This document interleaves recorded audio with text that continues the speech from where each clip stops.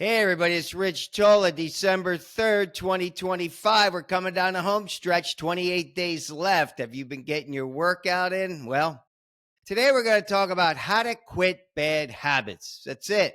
It's a pretty big one, but if you watched the show from Monday, right, episode 211, this is 212, I gave a shout out to myself because I've been 18 years alcohol free, and I consider that a bad habit. But let me talk about that for a second because we did a little quote about what it is to have a problem. Well, a habit or a bad habit is not necessarily a problem. It's just something you can change if you want to change it. So we're going to be talking about that today. What is a bad habit? How do you change a bad habit? Maybe give you 10 reasons why you should and can do it. Because it's not magic, guys. Not at all. I mean, it requires, in my opinion, 5 things: this desire, discipline, perseverance, fortitude. You know what that is? Courage in the face of pain or adversity, and belief, which is the knowing you can. But let me digress for a second here, because you guys know I went to the University of Pennsylvania, Wharton School. I was a business guy, or, I was a business student, worked on Wall Street, all that jazz, believed in capitalism, still believe in capitalism.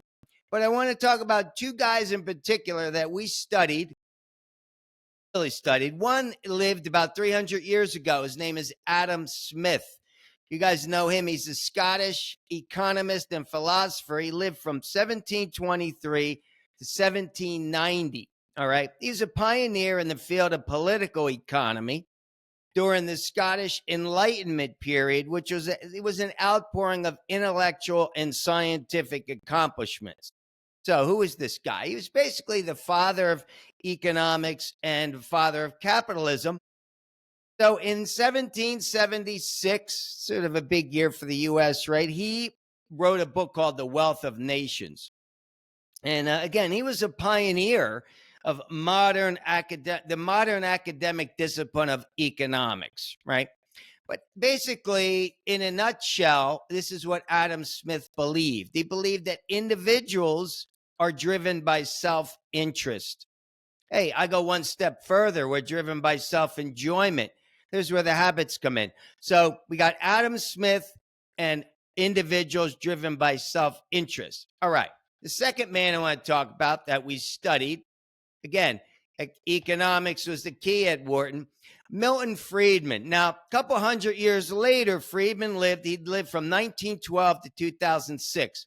He was also he won the Nobel Peace Prize in 1976, but he was an American economist, statistician. But everybody knows Milton Friedman, who studied economics, especially modern day. He believed in free markets and limited government intervention. We're not talking about that today. I know with the whole theme of socialism going on, and we talked about that with Ed Winslow. I'll give a shout out to Ed on a previous show. But again, Milton Friedman's modern economics, right? And he helped popularize this phrase. Now, this phrase appeared about 50 years before he used it by this guy, Walter Morrow. He was a journalist. It appeared in a newspaper. How about this? There's no such thing as a free lunch. Milton Friedman went on to write a book, 1975, called There's No Such Thing as a Free Lunch. What does that mean? Real simple. It's impossible to get something for nothing. So you got Milton Friedman, it's impossible to get something for nothing, and Adam Smith, which talks about self-interest. All right, let's jump into bad habits. What does all this mean? Because take these two economists and apply it to the concept of bad habits. What is a bad habit? To me, bad habits create a feeling of euphoria, and they become bad because they're not necessarily good for you, right? So I listed what I consider the top 10 bad habits that people have. How about this? Drugs. Any type of drug, prescription drugs, steroids. All right. We'll talk about that in a second. Alcohol, right? That was a habit that I had. It was something that I considered was a bad habit that I wanted to change. Cigarettes or vaping, because that's very popular today. Number 4 is gambling. Okay. That's considered a bad habit. Infidelity. I consider that a bad habit. How about number 6? Food. Anything processed food, sugar, fatty foods, fried foods, and soda. Another one. 7 is shopping. It could be a bad habit, although shopping is fun, right? How about number 8? I call this deceit or lying. Number 9, if you're a workaholic, basically work too much. And number 10, any type of abusive behavior to another human being or living animal.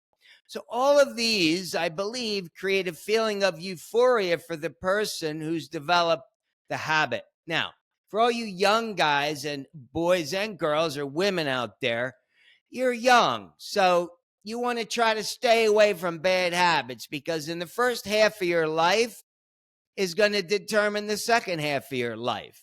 And let me tell you, at 62 years old, it's tough to change bad habits. As you get older, right, it becomes ingrained in you. Well, what are good habits, right? We talk about bad habits. What are good habits? Everybody knows fitness, a daily fitness program. What about diet and nutrition, right? If you're a really good eater, stick to a proper diet. What about celibacy? Is that considered a good habit? What about honesty? And finally, I'm going to talk about being generous. Well, let me tell you, even good habits, again, there's no such thing as a free lunch. I mean, look at me working out every single day. I used to walk 12 miles a day, work out hour and a half. I mean, but what has occurred? I'm paying the price for it. Today, when I woke up, right, it's 7 degrees here, which is brutal. I haven't had 7 degrees in I don't know how long. My body felt horrible. Okay. Back was killing me, my shoulder, my knee. I didn't want to work out today. I said, I'm not going to do it. But I said, no, I have to do it. So I went down there. Luckily, I'm in the building. You guys know that. And I saw this woman on a Stairmaster. No, I think she was on the elliptical. And, she was kind of going at it. And I'm like, okay, I'm going to do my 15 minutes. I'm just going to do 15 minutes. Well, when I got to 15 minutes, I said, I could do another 15 minutes. So I ended up doing 2 sets of everything. 30 minutes later is when I jump on the elliptical. I try to get 5 or 10 minutes in. I said, no. Let me do a little bit of abs and I'll get on the elliptical. And I was starting to walk to the door. I'm like, nah, okay. I did it. I pushed myself. So even good habits, I'm paying the price, but I still do them. I see these women and talk about diet and nutrition. I see these women on Instagram, right? I mean, they're so ripped. They have 0 body fat. Well, let me tell you something. You're going to pay the price in the future for that, without a doubt. Hey, I got three dear friends from my childhood: Joe Dodd, Carl Zuccarelli, and Linda Messina. Linda Messina looked like a goddess, okay? Her body was pristine. Joe Dodd, Carl Zuccarelli, well, they all took steroids back in the 80s, okay? Well, let me tell you, they're all dead. All 3 of them died from brain cancer. That's a true story. And there's another friend of mine right now who's struggling. Anybody, you have to know you pay the price. In the future, there's a price to pay. There's no such thing as a free lunch. I'm paying the price now. 2 herniated discs, a misalignment. I was teaching 60 yoga classes a month. So you pay the price no matter what it is. So why not delete the bad habits and work around the good ones, like I'm working around my injuries? But let's do this. How can we quit bad habits? All right, I'm going to tell you, because it's not simple. It's challenging, but it's very doable. All right. First of all, you have to take a 1 day at a time approach. That's the first thing. Every day you wake up, it's a clean slate. The sun comes up, it's a fresh start. Whether you're hungover or not, it's a fresh start. So whatever you did yesterday, you do not have to do it again today if you don't want. And that's the problem. People wake up and they think this is just my conditioning. No, you don't have to do it. So you have to say 1 day at a time. You have to take that approach. It's a clean slate. Number 2, constant internal reinforcement. Now, I talk to myself. I really do. Like in the gym today, I'm talking to myself. So I have this internal conversation with myself. For instance, I recently got rid of cream in my coffee. All right, I drank 3-4 coffees a day and I'm doing 3 creams, 4 creams. So I said, I want to get rid of that. love cream. Well, guess what? I switched to a blueberry coffee because I like blueberry. Oh, and it kind of I don't need to put the cream in there. It kills the taste. So I have to constantly remind myself that I don't need the cream and I don't put it in. All right. So again, constant reminding, words to yourself. Number 3, constant positive thinking. You got to be positively thinking about the desired result of what you're doing. So if you got a bad habit, you want to get rid of it, you're smoking cigarettes or whatever, you got to constantly remind yourself, positive thinking. This is not what I want to put in my body. You have to think of your body as a temple. And if you do you want to put that in your body? Constant positive thinking. Number 4, seek support from family or friends. So, I mean, for instance, I don't drink alcohol. So if somebody who does drink a lot of alcohol calls me, I'm going to give them more support. Family and friends are key, but again, don't going to people like the guy that I used to party with had to do the intervention. By the way, he was yeah, I told you from last time's show, this guy had a cocaine problem. Well, it was a problem because he lost his job, he lost his wife, he lost all his money. That's a problem. So seek support from family and friends. Number 5, seek support from professionals. Mental health professionals, health and fitness professionals, any type of professional. I chose hypnotherapy, loved hypnotherapy, and it was a constant reinforcement for me. I did it for, I think, a year after I stopped with alcohol. So seeking support from professionals is key because, hey, you need the support. Number 6, believe you can. Okay. This is about making good choices, guys. Anybody could make the wrong choice. You need to make the right choice and you got to believe it. You can't just say, no, I can't do it. You can do it. Don't ever say, I can't do it. Never say that.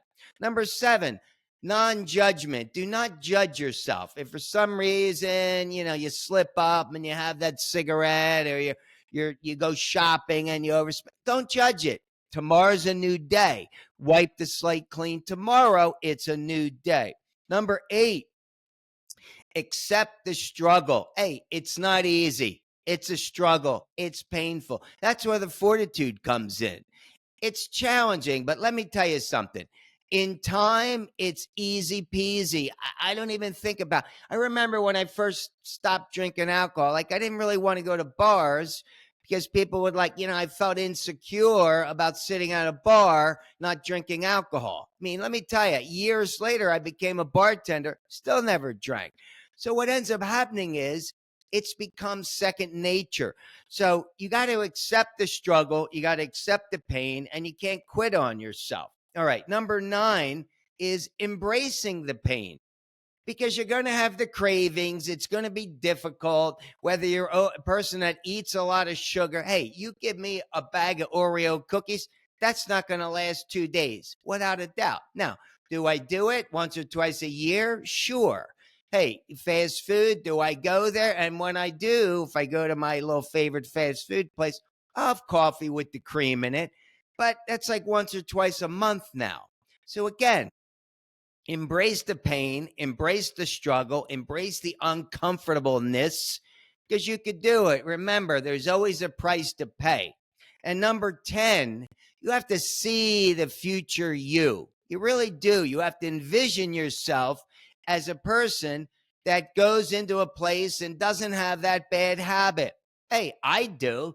I could go in any bar or restaurant on the planet, sit down. I don't even pay attention, and who cares what other people are thinking of you? It doesn't really matter. It's your life, your good choices for your temple.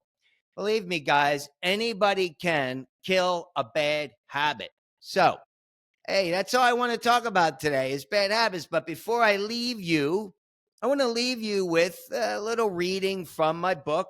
You guys know this one, How to Drink from the Fountain of Youth. This is one of my favorites because, hey, I believe that anybody can, but this is step 30. I did 30 steps to everlasting youth. This is the last step, which what I did was I took chapter 67 out of my memoir, which I wrote, 12, 13 years ago. And I took an excerpt from it because this one I think is key. It's called self-correct. Awesome. Let me read you this. If you consider Lucy, a 3.2 million year old ape, as our human ancestor, then as a species, we've been around for a very long time. Individually, though, it's less than 100 years. The way I figure it, I'll be happy to get 80 great years out of it.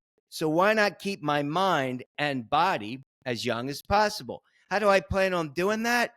Through proper diet and exercise, two of the hardest simple words in the English language. Because to do each one correctly requires pain and sacrifice. Maybe discomfort is a better word than pain, but you know what I mean. And to master each of these two simple words, all right, let me get this right.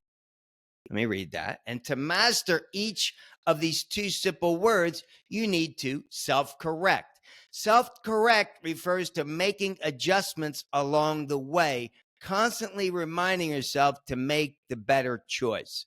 That's it, guys. It's all about self-correction because we're not perfect, right? Nobody's perfect. And if you have a bad habit and 10 days, a week from now, you kind of regress, whoopee-doo, self-correct.